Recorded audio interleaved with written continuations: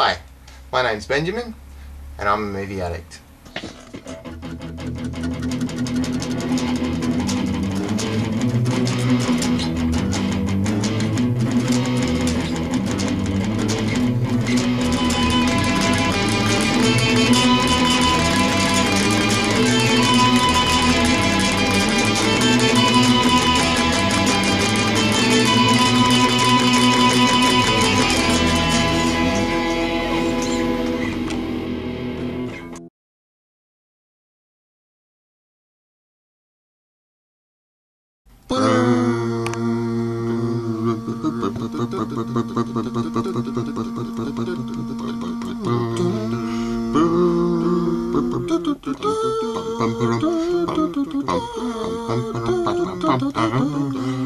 Star Wars Episode 5, The Empire Strikes Back.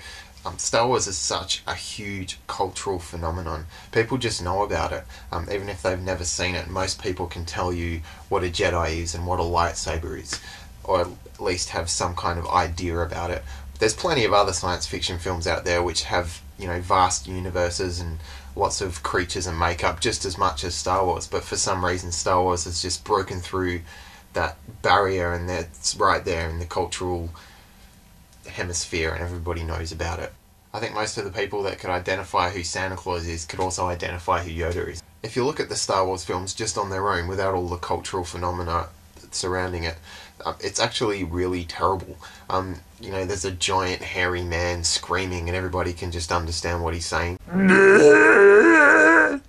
There's a gay robot and his short beeping companion that everyone can also understand. It's completely cheesy, but for some reason it's just stuck in my head, and I love Star Wars. I think timing probably has a lot to do with it. I watched it at a very impressionable age, and my mind was open to this whole other universe of spaceships and planets and all that sort of thing. I think the design has a lot to do with it too. All the spaceships and the creatures all kind of have a unifying look to them. Even the crazy, completely out there looking creatures all fit into the Star Wars galaxy. There's Williams' iconic soundtrack, which is just completely catchy and just for some reason, freakishly fits the Star Wars mold. It all just goes together. And of course there's the toys. I think every kid I knew had at least a couple of Star Wars figures, if not, a box full of them. Watching Empire Strikes Back as a kid, I didn't really understand why it was called Episode 5. You gotta remember, this is before the internet, so it's not like I could just look it up. I just figured, well, maybe it's based on some novels and the first movie has 4 of the novels in it or something. So why is Empire Strikes Back my favourite Star Wars film? I think it just has everything. There's scary monsters, there's Luke using his Jedi powers a lot more, there's that palpable chemistry between Han Solo and Leia. You stuck up, half-witted, scruffy-looking nerf herder. Who's scruffy-looking? There's a huge penis monster, there's a bit of torture, there's Han using a lightsaber. I thought they smelled bad on the outside. There's the totally acid trip fight sequence at Dagobah, and there's a bit of incest for good measure. Yoda gets introduced in Empire Strikes Back, and all his best lines and character moments are in this film. I'm not afraid. Good. You will be. You will be. And Frank Oz is totally channeling Fozzie Bear in this one. There is another. Waka waka waka! Also, training in movies is always cool. Always. The AT-AT walkers are amazing, but also so stupid. Why don't they just fly? How come the captain of the AT-AT walkers has a little faceless Vader helmet on? It doesn't make any sense. But who cares? Once you're in there, you're just like, this is Star Wars, and it doesn't really matter.